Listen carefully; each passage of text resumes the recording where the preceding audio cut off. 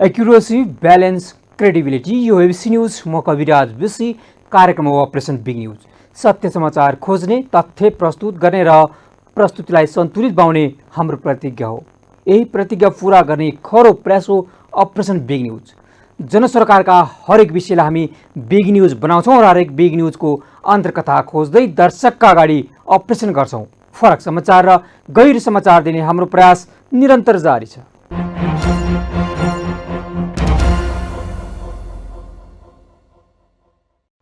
दर्शकवृन्द, प्रधानमन्त्री पुष्पकमल दाहाल प्रचण्डले शनिबार नै अमेरिकाबाट चीन भ्रमण पुगेका छन्। प्रचण्डको आधिकारिक रूपमा यो तेस्रो चीन भ्रमण हो। संयुक्त राष्ट्रसङ्घको महासभालाई सरकार प्रमुखको तहबाट भाग लिन र सम्बोधन गर्न अमेरिका पुगेका प्रचण्डको भ्रमणको मुख्य पक्ष उनको चीन भ्रमण नै हो। यो समयमा नेपालका प्रधानमन्त्रीको चीनको औपचारिक भ्रमण विगतभन्दा निकै जटिल मोडमा रहेकोले विगतभन्दा फरक हुन सके मात्रै उनको यो कार्यकालको सफलताको मापन हुनेछ। त्यसैले पनि उनको चीन भ्रमणबारे नेपाल भित्रभन्दा दक्षिण छिमेकी भारत र महाशक्ति राष्ट्र अमेरिकाले पनि चासो रहेको छ। प्रचण्ड प्रधानमन्त्री हुनुभन्दा पहिलाको बोली दोहोऱ्याउने हो भने यो भ्रमण नेपाल र नेपालीहरूको सपना बिउझाउने समय हो। नेपालको संविधान 2072 मा नेपालीहरूका लागि धेरै आशा र सपनाहरू रोपिएका थिए। समाजवाद र कूटनीतिमा नयाँ रोडम्यापसहित नयाँ सपना बनाउने उनले पुरै पहल गर्नुपर्छ। नयाँ समझदारी, विश्वास र सम्भावनालाई बढावा दिने जनता बीचको गैर सम्बन्ध नै चीन नेपाल बीचको मित्रताको आधारशिला बनाउन प्रधानमन्त्री प्रचण्डले भूमिका खेल्नुपर्छ। 2080 मा प्रचण्डको चीन भ्रमणलाई भारतले कसरी हेरेको छ भन्ने कुरा आफैमा महत्त्वको विषय हो। नेपालले दुवै छिमेकीसित निकटताको सम्बन्ध राखेर नै 21औं शताब्दीको विकासको बाटो समात्न सक्छ। यो समयमा नेपालका राजनैतिक पार्टीहरूका साझा दृष्टिकोणलाई पूरा गर्न उनको चीन भ्रमण सफल बन्नै पर्छ। आज हामी यिनै प्रधानमन्त्रीको चीन भ्रमण र नागरिक स्तरको सम्बन्धका बारेमा अपरेसन गरेछौँ कार्यक्रम बिग न्यूजमा।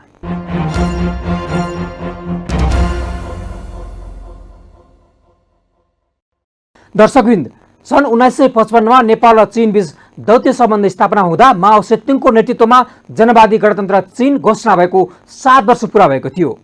नेपालमा राणा शासन ढलेर प्रजातन्त्र पुनर्स्थापना भएको करिब 6 वर्ष भएको थियो।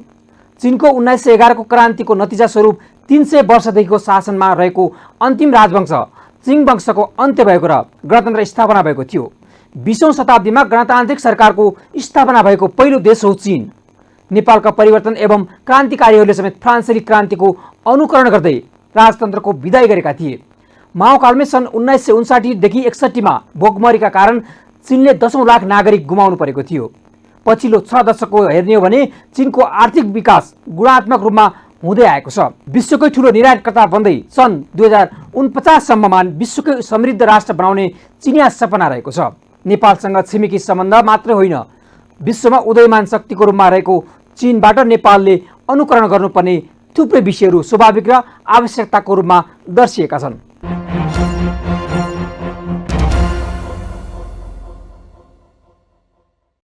नेपाल र चीनबीच हिमालय पर्वतसँग जोडिएको सभ्यतादेखिको प्राचीनतम सम्बन्ध रही आएको छ। करिब 2000 वर्षभन्दा पहिले सन् 405 मा चिनिया विद्वान बौद्ध भिक्षु फायानले नेपाल भ्रमण गरेका थिए। उनै फायानको निमन्त्रणामा लुम्बिनीबाट नेपाल विद्वान बौद्ध भिक्षु बुद्धभद्रको चीन यात्रा तय भयो। बुद्धभद्रले चीनमा बुद्ध धर्मको प्रचार प्रसार सुरु गरे। त्यो बेलादेखि नै नेपाल र चीन बीच पुरातात्विक, धार्मिक एवं सांस्कृतिक सम्बन्ध रही आएको छ। दुई देश बीचको पुरानो सम्बन्ध विकसित हुँदै 1955 अगस्त 1 मा औपचारिक दौत्य सम्बन्ध स्थापना भयो। 1956 अक्टोबरमा नेपालका तत्कालीन प्रधानमन्त्री टंक प्रसाद आचार्यको चीन भ्रमण भयो। त्यस लगतै सन् 1959 मा प्रथम जननिर्वाचित प्रधानमन्त्री नेपाली कांग्रेसका नेता बीपी कोइरालाले चीन भ्रमण गरे। 1961 मा राजा महेन्द्रको चीन भ्रमण तथा 1957 र 1960 मा चीनका प्रधानमन्त्री चाउ एनलाईले गरेको नेपाल भ्रमण ऐतिहासिक महत्वका भ्रमणका रूपमा लिइन्छ। नेपालका राष्ट्र प्रमुख र सरकार प्रमुखको तहबाट राजा महेन्द्रदेखि राष्ट्रपति विद्यादेवी भण्डारीसम्मको झण्डै 2 दर्जन भन्दा बढी भ्रमण भइसके।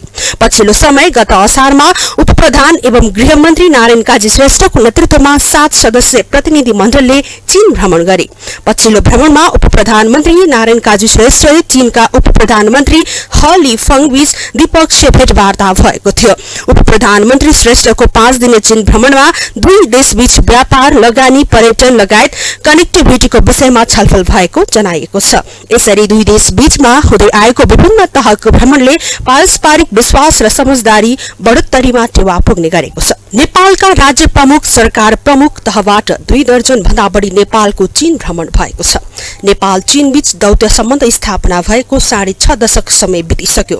5औं शताब्दीमा चीनका भिक्षु फायान र नेपालका विद्वान भिक्षु बुद्धभद्रले दुई देशबीच धार्मिक तथा सांस्कृतिक आदान प्रदानको शुभारम्भ गरे।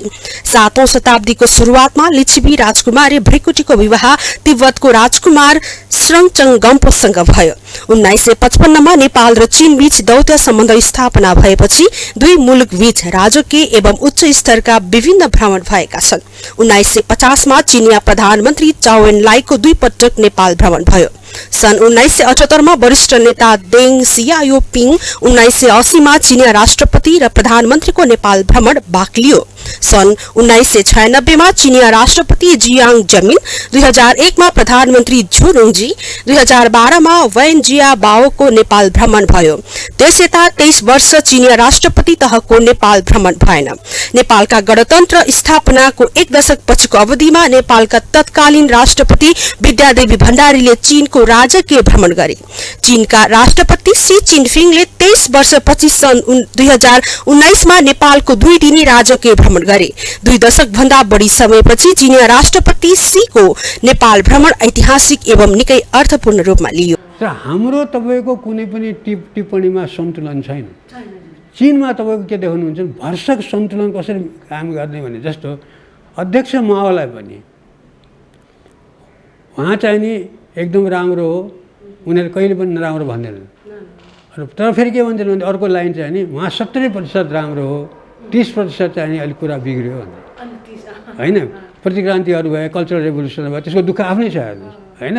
त भनेपछि के छ, त्यो एउटा राम्रो तरिका हो कि हेर्ने तरिका। किन सर्वगुण सम्पन्न कोही हुन्छ र सम्पूर्ण एकदम खत्तम भनेको पनि कुनैको त हुँदैन नि। भनेपछि यी सबै असाध्य व्यावहारिक कुराहरू जुन हामीले हेर्दाखेरि हाम्रो समाजमा हुने कुराहरू, त्यही समाजले नै चीनको राजनीतिलाई बनायो। 23 वर्षपछि चीनिया राष्ट्रपति सी जिनपिङले निकै महत्त्व र सम्मान सहित नेपाल भ्रमण गरे। दुई देश बीच बहुआयामिक कनेक्टिभिटीमा छलाङ मार्ने खालका सहमति एवं औपचारिक घोषणा भए। बीआरआई फ्रेमवर्कको रूपान्तरणकारी परियोजना, केरुङ काठमाडौँ सीमापार रेल मार्गको सम्भाव्यता अध्ययन तथा सुरुङ मार्ग परियोजना, अरनिको राजमार्ग सञ्चालनको सुनिश्चितता, हिमालय वारपार बहुआयामिक कनेक्टिभिटी सञ्जालको निर्माण, नेपालमा चीनिया पर्यटकको संख्या बढाउनेदेखि नेपाललाई भूपरिवेष्टित राष्ट्रबाट भूजडित राष्ट्रमा रूपान्तरण गर्ने जस्ता विषयमा सहमति एवं घोषणा भए। सी जिनपिङको भ्रमणका बेला मात्रै 20 वटा सहमति भएका छन्। नेपालको चीनसँग हालसम्म विवाद रहित उच्च एवं द्विपक्षीय सहयोग आदान प्रदानको महत्त्व रहेको सम्बन्ध छ। यद्यपि नेपाल चीन सम्बन्धको विषयमा थप अध्ययन अनुसन्धानको खाँचो छ। दुवै देशको गतिविधि र सही सूचना एक अर्कामा सम्प्रेषण हुन नसक्दा यसले सही अर्थमा एक अर्कालाई बुझ्न नपाएको अवस्था छ। नेपालमा चीन अध्ययनका लागि 24 वर्ष अघि सन् 1979मा चीनिया अध्ययन केन्द्र स्थापना भयो। यो संगठनमा हालसम्म लगभग 75 जना संगठित सदस्य छन्। संस्थाको प्रशासन सञ्चालन यही संस्थाको सदस्यको लेबी संकलनको भरमा छ। पछिल्लो समय कोभिड महामारी लगायतको प्रभाव संस्थाको गतिविधिमा परेको चीन अध्ययन केन्द्रका कार्यालय प्रमुख नवीन चन्द्र पोखरेलले बताउनुभयो। दुईटा शक्ति राष्ट्रहरूको बीचमा हाम्रो छ होइन। अब त्यसले गर्दाखेरि हामीलाई अलिकति यो मिलाउनलाई पनि अलिकति हामीले चाहिँ अलि अध्ययन गरेरै हामीले त्यसको बारेमा जानुपर्छ। चीनसँग कस्तो सम्पर्क राख्ने भन्ने आफ्नो हिसाबले पिपुल टु पिपुलको हिसाबले हामी चाहिँ काम गर्छौँ होइन। अब सरकारसँग त्यस्तो हाम्रो कुनै समन्वय छैन होइन। अब कुनै बेला हाम्रो टोलीहरूले, हाम्रो विज्ञहरूले, उहाँ चिनिया विज्ञहरूले अब सरकारी मन्त्रीहरूसँग भेट गर्नुहुन्छ, त्यो त अर्कै छुट्टै कुरा भयो। उहाँहरूले आफ्नो समय मिलाएर आउनुहुन्छ। त्यसै गरी हामीले चाहिँ यो जनस्तरमा चाहिँ चीनको सम्बन्ध विस्तारमा मात्रै हामीले जोड दिएका छौँ। तत्कालीन प्रधानमन्त्री टंक प्रसाद आचार्यले प्रधानमन्त्री तहमा पहिलो पटक 2013 असोजमा चीन भ्रमण गरेका थिए। आचार्यको चीन भ्रमणका बेला चीनको स्वशासित क्षेत्रको सम्बन्धमा सम्झौता भएको थियो। त्यसपछि तत्कालीन प्रधानमन्त्री बीपी कोइरालाको चीन भ्रमणमा नेपाल चीन सीमाना सम्बन्धमा सम्झौता भयो। त्यो बेला दुई मुलुक बीच रहेका सीमा समस्या पहिचान र सीमाङ्कन कार्यको प्रारम्भ भयो। नेपाल चीन संयुक्त सीमा कमिटिले सीमा विवादको समाधान, सीमाङ्कन र सीमा सन्धि भयो। तर बीपीको सरकार अपदस्थ भएपछि राजा महेन्द्रको पालामा विक्रमसम्म 2018 असोज 19 को सन्धिमा हस्ताक्षर भयो। नेपालका प्रथम जननिर्वाचित प्रधानमन्त्री समेत रहेका बीपीको चीन भ्रमणका बेलामा मुलुकको सीमा रेखामा रहिआएको अस्पष्टता निरूपण गर्ने, सम्पूर्ण सीमानाको वैज्ञानिक रेखाङ्कन र औपचारिक सीमा स्तम्भ खडा गर्ने, दुवै देश बीचको मैत्री सम्बन्धलाई संगठित र अभिवृद्धि गराउने लगायत दुई देश बीच शान्तिपूर्ण सहअस्तित्वको मुख्यतः 5 सिद्धान्तको आधारमा सहमति भएको थियो। नेपाल चीन सीमा सन्धि सम्पन्न भए पश्चात हुम्ला, डोल्पा, मुस्ताङ, गोरखा, रसुवा, दोलखा, सोलुखुम्बु, सङ्खुवासभा र ताप्लेजुङमा चीनबाट नेपालले 2139 वर्ग किलोमिटर भूमि प्राप्त गर्यो। तर दार्चुला, बझाङ, हुम्ला, मुगु, डोल्पा, मुस्ताङ, गोरखा, धादिङ, रसुवा, सिन्धुपाल्चोक, दोलखा, सोलुखुम्बु, सङ्खुवासभा र ताप्लेजुङका 1836.25 वर्ग किलोमिटर जमिन चीनतर्फ पर्न गयो। यसरी नेपालले गुमाएको 302.73 वर्ग किलोमिटर जमिन चीनबाट प्राप्त गर्यो। दुई देश बीचमा द्विपक्षीय हित एवं आर्थिक साझेदारीको सम्झौताको चाङ लाग्ने गरेको छ। तर ती सम्झौताको प्रभावकारी कार्यान्वयन नहुने चुनौती छ। चीनसँगको चाहिँ नि तपाईँको पारवन सम्बन्ध है त्यो असाध्यै उ छ। किन हामीलाई धेरै दुःख दिइएको छ, ब्लकेडहरू भन्छन् होइन, हामीलाई चाहिँ नाकाबन्दीहरू हुन्छन्। अब त्यो कुनै मित्रले गर्ने कुरा कहीँ पनि होइन, मलाई थाहा छैन त्यो है। अब तपाईँ त्यो तर हुँदो रहेछ। फेरि हाम्रो चाहिँ नि भूपरिवेष्टित देशको चाहिँ हिसाबले हाम्रा केही अधिकारहरू पनि छन् है। चीनसँग पनि हामीले लिन सक्ने त्यो कुराहरू लिनुपर्छ। जस्तो भारतसँग हामीले केही लिइरहेको छौँ होइन। भावना मैले चाहिँ के देखा भन्नुहुन्छ भनेदेखि त्यसलाई त्यसरी गरियो भने त्यो के शुद्ध नयाँ कुरो के गर्ने भन्ने कुराहरू लाग्नु सक्छ। अहिले धेरै कुरा गर्न बाँकी छ है। फेरि हामी गरिब भएकै हामीले काम नगरेर हो। प्रधानमन्त्री एवं नेकपा माओवादी केन्द्रका अध्यक्ष पुष्पकमल दाहाल प्रचण्ड विदेश भ्रमणमा छन्। तेस्रो पटक प्रधानमन्त्री भएपछि प्रचण्डले पहिलो विदेश यात्रा गत जेठमा भारत भ्रमण गरेका थिए। चीनले यसअघि गत चैत 14 देखि 17 गतेसम्म हेनान तान्तमा भएको बोआओ फोरम फर एसियामा सहभागी हुन निम्ता गरेको थियो। चीनिया राजदूत छनसोङले गत फागुन 10 मा माओवादी केन्द्रका अध्यक्ष प्रचण्डलाई भेटेर सो फोरममा सहभागी हुन निम्ता दिएका थिए। तर प्रधानमन्त्री प्रचण्ड सो कार्यक्रमका लागि चीन भने गएनन्, जसको असन्तुष्टतामा चीनले कुनै पनि प्रतिक्रिया जनाएको छैन। माओवादी केन्द्रका वरिष्ठ उपाध्यक्ष समेत रहेका उपप्रधान एवं गृहमन्त्री नारायण काजी श्रेष्ठको भ्रमणप्रति चीनिया पक्षको परराष्ट्र स्रोतले चीनिया पक्षलाई आश्वस्त पार्न र भ्रमणको वातावरण बनाउन गृहमन्त्री श्रेष्ठको टोलीलाई चीन पनि पठायो। नेपाल र चीन बीच राज्य प्रमुख र सरकार प्रमुख तहदेखि विभिन्न शीर्ष तहमा भ्रमण हुँदै पारस्परिक लाभ, विकास एवं समृद्धिको उद्देश्यले विभिन्न सन्धि तथा सम्झौता भएका छन्। तर नेपालमा भएको राजनीतिक अस्थिरता, छिमेकी तथा आन्तरिक स्तरमा नेपालले कमजोर बनाउँदै लगेको विश्वसनीयता, फितलो प्रशासन प्रणाली आदिका कारण छिमेकी मुलुक चीन लगायत सबैको दृष्टिकोणमा कमजोर बनेको अवस्था छ। यसर्थ विश्व महाशक्ति राष्ट्रको रूपमा उदयमान छिमेकी मुलुक चीनसँगको सम्बन्ध मजबुत एवं दिगो बनाउन विगतमा गरिएका सम्झौताको कार्यान्वयन अघि बढाउन आवश्यक छ। यसैगरी भावी दिनमा दुई देश बीचको प्रगाढ विश्वसनीयता कायम राख्न कूटनीतिक स्तरमा बुद्धिमत्तापूर्वक अघि बढ्नु पर्दछ।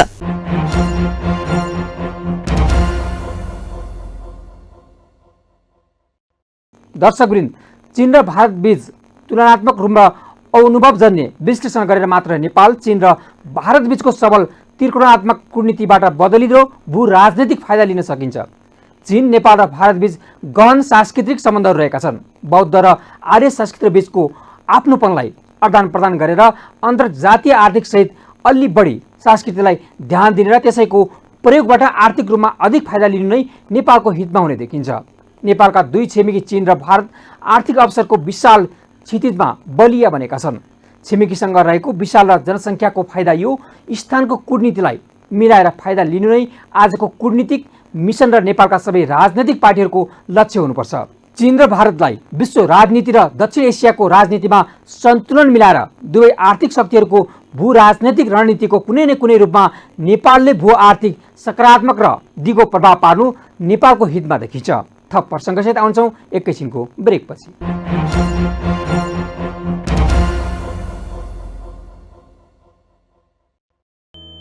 कथा साहसको आँट कोरिदिन्छ, व्यथाको कथा पनि आफ्नै हुन्छ।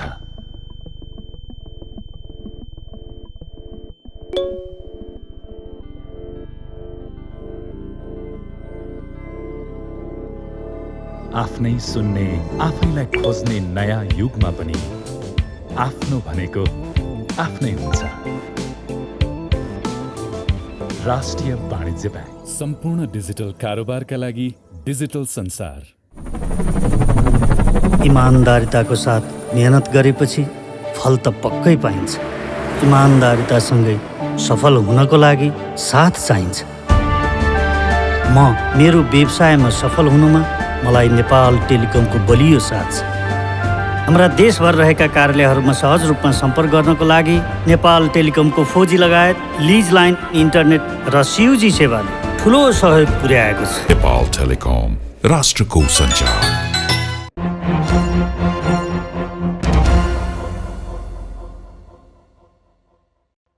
ब्रेकपछि स्वागत छ तपाईँ बिग न्युज हुनुहुन्छ। दर्शकबिन, हिमालय पर्वतसँग जोडिएको सभ्यतादेखि प्राचीन सम्बन्ध रहिआएको छ चीनसँग।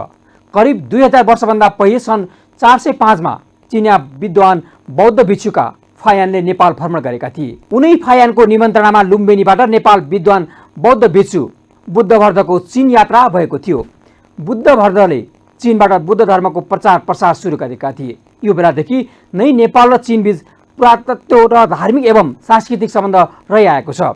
दुई देशबीचको पुरानो सम्बन्ध विकसित हुँदै 1955 मा अगस्त 1 मा औपचारिक दौत्य सम्बन्ध स्थापना भएको थियो। 1956 अक्टोबरमा नेपालका तत्कालीन प्रधानमन्त्री टङ्कप्रसाद आचार्यको चीन भ्रमण भएको थियो। त्यस लगत्तै सन् 1959 मा प्रथम जननिर्वाचित प्रधानमन्त्री नेपाली काङ्ग्रेसका नेता बीपी कोइरालाले चीन भ्रमण गरेका थिए। 1961 मा राजा महेन्द्रको चीन भ्रमण तथा 1957 र 1960 मा चीनका प्रधानमन्त्री चाउ एन लाईले गरेको नेपाल भ्रमण ऐतिहासिक महत्त्वका भ्रमणका रूपमा लिइन्छ। नेपाल राष्ट्र प्रमुख र सरकार प्रमुखको तहबाट राजा महेन्द्रदेखि राष्ट्रपति विद्यादेवी भण्डारीसम्मको झन्डै 2 दर्जनभन्दा बढी भ्रमण भइसकेका छन्।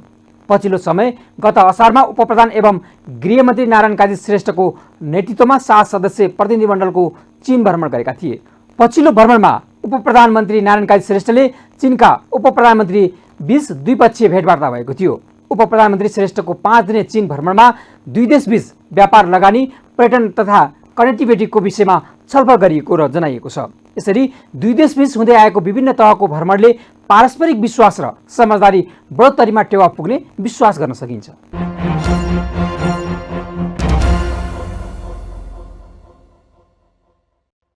सन् 1955 मा नेपाल र चीन बीच दौत्य सम्बन्ध स्थापना हुँदा माओ सेतुङको नेतृत्वमा जनवादी गणतन्त्र चीन घोषणा भएको 7 वर्ष भएको थियो।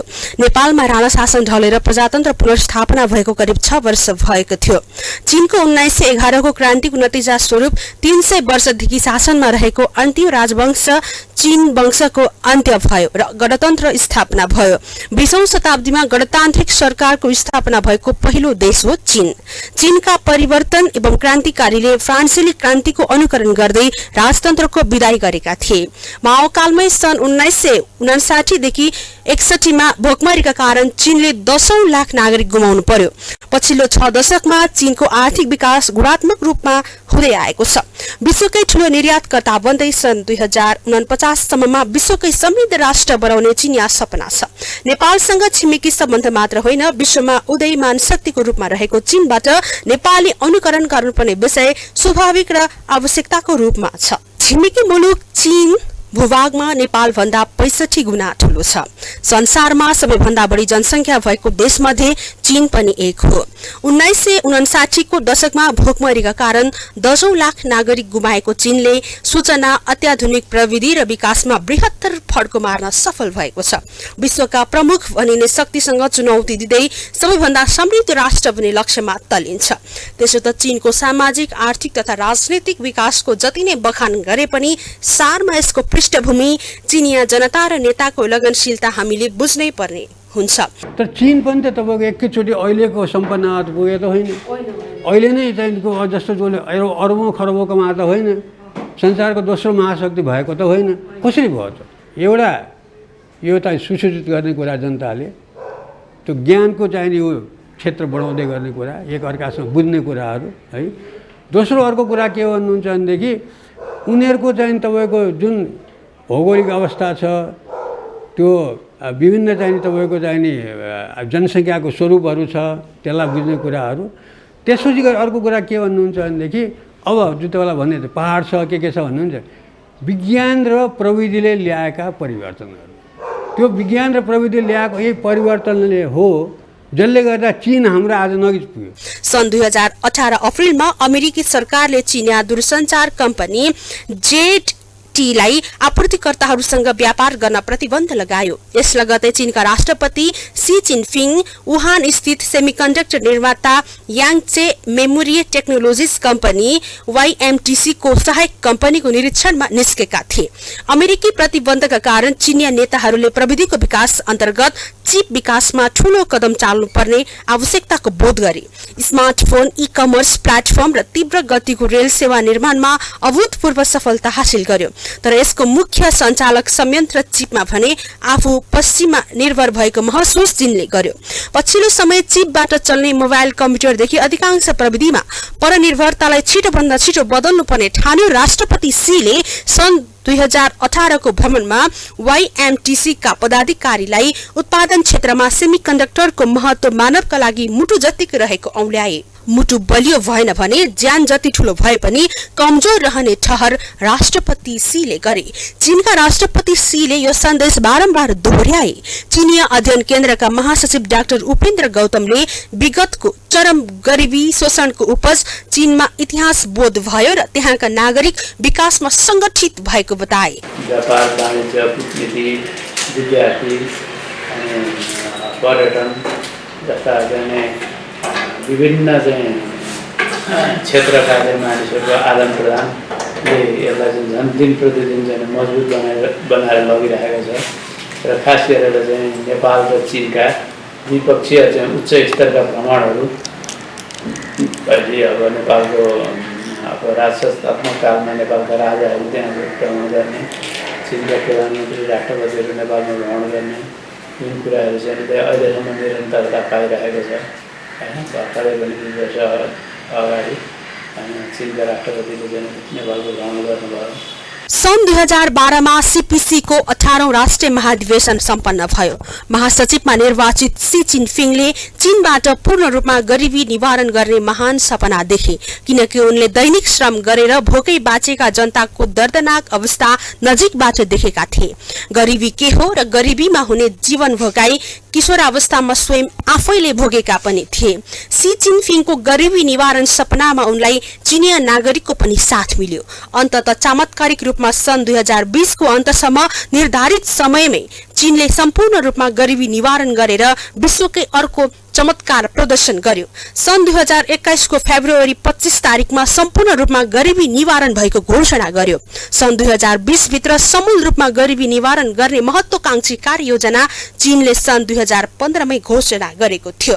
यसैबीच कोभिड-19 महामारीको चीनले सो घोषणालाई असर नपारेको होइन, तर पूर्व योजना मुताबिक नै समूल रूपमा गरिबी निवारणको घोषणा गरेर चमत्कारिक विकास क्रमलाई यथार्थमा परिणत गर्दै लान सफल भयो।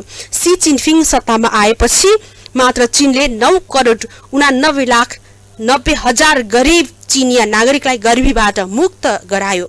चीनका 832 वटा काउन्टी र 1,28,000 गाउँ गरिबीबाट मुक्त भएका छन्। विश्व बैंकको तथ्याङ्क अनुसार सन् 1978 मा चीनको ग्रामीण क्षेत्रमा मात्र 26 करोड मानिस गरिबीको रेखामुनि थिए। 1,40 करोड भन्दा बढी जनसंख्या भएको चीन विकासोन्मुख मुलुकबाट शक्ति राष्ट्रको रूपमा विकसित हुँदै गयो। सन् 1978 मा आधुनिक चीनका नेता तङ शाओफिङले सुधार र खुलापन नीति सुरु गर्दासम्म चीन अत्यन्त गरिब राष्ट्रमा गनिन्थ्यो। सन् 1980 देखि 90 को दशकसम्म चीन विश्वबाट धेरै अनुदान सहायता लिने राष्ट्रमा थियो। तर 21औं शताब्दी सुरु हुन साथ अफ्रिका, ल्याटिन अमेरिका र दक्षिण पूर्वी एसियामा मुख्य दाताको रूपमा चीन उदायो। अहिले चीनले 166 वटा देश तथा अन्तर्राष्ट्रिय संस्थाहरूलाई वार्षिक 4 खर्ब युआनको हाराहारीमा अनुदान प्रदान गर्दै आएको छ। सन् 2019 को मार्चमा बेजिङ स्थित चीनिया राज्य परिषद तथा गरिबी निवारण मुख्य कार्यालयले सी जिनपिङ सत्तामा आएपछिको 6 वर्षमा 8 करोड मानिसलाई गरिबीबाट मुक्त गरेको जनाएको छ। सन् 2012 मा चीनमा गरिबीको जनसंख्या 9 करोड 89 लाख 90 हजार थियो। पछिल्लो तथ्याङ्क अनुसार चीनले विश्वको गरिबी निवारणमा 70% योगदान दिएको छ। तसर्थ गरिबी निवारण चीनका लागि मात्र होइन, विश्वकै लागि उल्लेख्य उपलब्धिको रूपमा छ। संयुक्त राष्ट्र संघले तोकेको विकास लक्ष्य अनुसार सन् 2030 सम्ममा विश्वबाट गरिबी उन्मूलन गर्ने रहेको छ। चीनमा गएर तपाईँको चाहिँ के गरिरहेको थियो भन्नुहुन्छ भनेदेखि बुद्ध धर्म बारेमा चाहिँ नि धेरै बौद्धिक ग्रन्थहरूलाई अनुवाद गरे हो चिनिया भाषामा पनि। भनेपछि त्यो त छैटौं शताब्दीमा त कसरी भयो त भन्नुहोस् त। बाधा अड्काउ त हामीलाई के गरिरहेको छ भने चीन बारेमा हाम्रो अज्ञानताको पहाडले हामीलाई रोकेको छ, जसलाई उहाँले ग्रेट वाल अफ इग्नोरेन्स भन्नुभएको थियो कि त्यो बेला मसँग कुरा गर्दा। भनेपछि अब त्यो सुसूचित हुने कुरा, ज्ञान सम्बन्धी कुरा, जुन आदान प्रदान गर्ने कुराहरू है, आदान प्रदान हुँदाखेरि चाहिँ हामीले बुझ्ने कुराहरू, त्यसमा हामीले जोड गर्नुपर्छ र चीन बारेमा हामीले जे सिक्न सक्ने कुरा हो, जे बुझ्नुपर्ने कुरा हो, त्यसलाई बुझ्न लाग्नुपर्छ भन्ने एउटा चाहिँ। त्यसो त परराष्ट्र कूटनीतिक तहमा मात्र होइन, नेपालसँग चीनको प्राचीनतम धार्मिक तथा सांस्कृतिक सम्बन्ध रहिआएको छ। चीनमा भएको चमत्कारिक विकासको वर्णन गरेर मात्र नेपालको आर्थिक विकास वा दुई देश बीचको सम्बन्ध प्रगाढ हुन सक्दैन। यसका लागि कुटिल कूटनीतिक एवं विकास साझेदारको रणनीति अवलम्बन गर्नुपर्ने विज्ञको सुझाव छ। 23 वर्षपछि चीनका राष्ट्रपति सी जिनपिङले गरेको नेपालको भ्रमणमा भएका मुख्य 20 वटा सहमति र सम्झौता अबको सरकारले कार्यान्वयनमा जोड दिनु पर्दछ। राष्ट्रसंघको घोषणा भन्दा 10 वर्ष अगाडि नै चीनले त्यो लक्ष्य भेटायो। संयुक्त राष्ट्र संघका महासचिव एन्टोनियो गुटेरेसले सन् 2030 सम्ममा सहस्राब्दी विकास लक्ष्य पूरा गर्नका लागि गरिबी निवारण अनिवार्य रहेको बताउँदै अति गरिबहरूलाई सहयोग गरी उकास्नु पर्ने र यसका लागि चीनी अनुभव विश्वका लागि अनुकरणीय रहेको बताइसकेको छ। चीनको व्यावहारिक विकास नेपालले अवलम्बन गर्नु आजको आवश्यकता हो। नेसनल पिपुल्स कांग्रेस भनेको चाहिँ नि पार्लियामेन्ट जुन भएको, त्यसमा चाहिँ नि कम्युनिस्ट पार्टीकै प्रतिनिधित्वहरू हुन्छ। अर्को पिपुल्स कन्सल्टेटिभ कन्फरेन्स भन्ने छ, त्यसमा चाहिँ तपाईँको हङकङका पुँजीपतिहरूदेखि लिएर जसलाई चिनियाहरूले भाषा भन्दाखेरि रेड कम्युनिस्ट भन्छ, हेर्नुहोस् है, लाल तपाईँको पुँजीपति भनेर। त्यो के भने त्यो उनीहरूले हामीलाई भन्दाखेरि भने किन कति बेलामा चाहिँ नि हाम्रा यहाँका कम्युनिस्टहरू साथीहरू त्यहाँ जाँदाखेरि अलि अनौठो लाग्छ कि यसो कसरी हुन्छ। तर त्यो तपाईँको तरिकाहरू हो कि देशलाई एकीकृत राख्ने, देशलाई बलियो राख्ने, देशलाई सहयोगको सहकार्यमा सञ्चालन गर्ने भनेर उनीहरू भाव जस्तै हामीहरूले तपाईँको अब के गर्यो भन्नुहुन्छ भने यहाँ पनि अब धेरै एउटा आधार चाहिँ नि हाम्रो चाहिँ नि प्रकाशनहरू भयो। हामीले लयमा लाग्यो भने हामीले दुःख पाउँछौँ। चमत्कारिक विकाससँगै चीन संसारकै वाही पाउने उदाहरणीय राष्ट्र बन्न सफल छ। सन् 2017 मा आयोजित विश्व बैंक तथा अन्तर्राष्ट्रिय मुद्रा कोषले गरिबी निवारणमा चीनको उपलब्धि मानव इतिहासकै महान कथाको रूपमा प्रशंसा गर्यो। चीनले प्रति मिनेट 26 जनालाई गरिबीबाट मुक्त गर्दै आएको अन्तर्राष्ट्रिय एक तथ्याङ्क पनि छ। चीनले सन् 2005 मा गरिब हुनका लागि जुन मापदण्ड तोकेको थियो त्यसलाई विस्तार पनि गर्दै लग्यो। सन् 2005 मा गरिबीको रेखामुनि नपरेका मानिस पनि सन् 2015 मा गरिबीको रेखामुनि परे। सन् 1986 मा वार्षिक 206 युवान भन्दा कम आमदानी हुने व्यक्तिलाई गरिब मानिन्थ्यो भने सन् 2007 मा 785 युवानसम्म आमदानी हुनेलाई गरिबीको रेखामुनि राखियो। यसैगरी सन् 2008 मा 1067 युवानसम्म आमदानी हुनेलाई गरिबीको रेखा मुनि राख्यो भने सन् 2018 मा 2300 युवानसम्म वार्षिक आमदानी हुनेलाई गरिबीको रेखा मुनि राख्यो। गरिबी निवारणका लागि भूगोल, जनसंख्या, जाति, उत्पादन, हावापानी अनुसार प्रान्तपछि फरक ढाँचाहरू अपनायो। अब यी कतिवटा एग्रिमेन्ट गर्ने, बाटो, खानेपानी, सडक के बिजुली, ट्रान्समिसन लाइनका कुरा सही छन्, तर दाहालजीको लागि व्यक्तिगत ठुलो भिक्ट्री, ठुलो विजय मैले हासिल गर्ने भनेको यदि चीनले कन्भिन्स गरेर ठिक छ यो हामी तिम्रो नयाँ नक्सा हालिदिन्छौँ भनेर भनिदियो भने यो हाम्रो लागि ठुलो उपलब्धि हुन्छ। दाहालजीको लागि पनि ठुलो एउटा चाहिँ भन्छ नि ह्याट लाएर ह्याटभरि नै ठुला प्वाखहरू, मयूरका प्वाखहरू लिएर त्यो उपलब्धि हुन्छ उहाँको। हेर्नुहोस्, अनि ट्रान्समिसन लाइनका कुराहरू लगायतका नर्थ साउथ कोरिडोरका कुराहरू, अनि यो किमाथाङकासम्म जाने सडकका कुराहरू यी सबै छँदैछन्। यो सबै कुरा केही भएन भने पनि दाहालजीले यही सडक यो हाम्रो नक्सालाई मात्रै चीनले ठिक छ हामी छाप्छौँ भनेर भनिदिएर छापिदियो भनेदेखि त्योभन्दा ठुलो भिक्ट्री उहाँलाई अरू केही चाहिँदैन। यसैगरी गरिबी निवारणका लागि कृषिमा सुधार, आय आर्जन, परियोजना सञ्चालन, पर्यटन व्यवसाय, विद्युत वितरण, यातायात विकासदेखि सामाजिक संरक्षण लगायतको विधि अँगाल्यो। कृषि क्षेत्रको सुधार गर्दै सिँचाइ र आधुनिक प्रविधिलाई किसानको पहुँचमा पुर्यायो। ग्रामीण सहकारी र होमस्टेको व्यवसाय विकास गरेर स्थानीय स्तरमा आय आर्जनका परियोजनाहरू सञ्चालन गर्यो। स्थानीयको संस्कृतिको संरक्षण गर्दै पर्यटकीय विकासमा तालिम मार्फत गाउँमा पर्यटन र स्वरोजगारको विकास गर्दै लग्यो।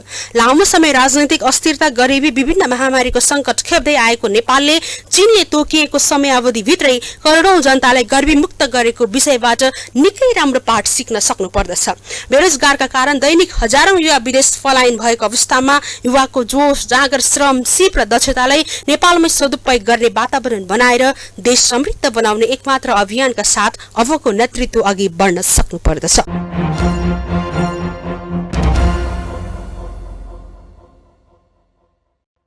दर्शकवृन्द, नेपालका छिमेकी देश चीन र भारत नै हुन् र दुवै देशका लागि नेपाल सामरिक महत्त्वको केन्द्रबिन्दुमा पर्छ।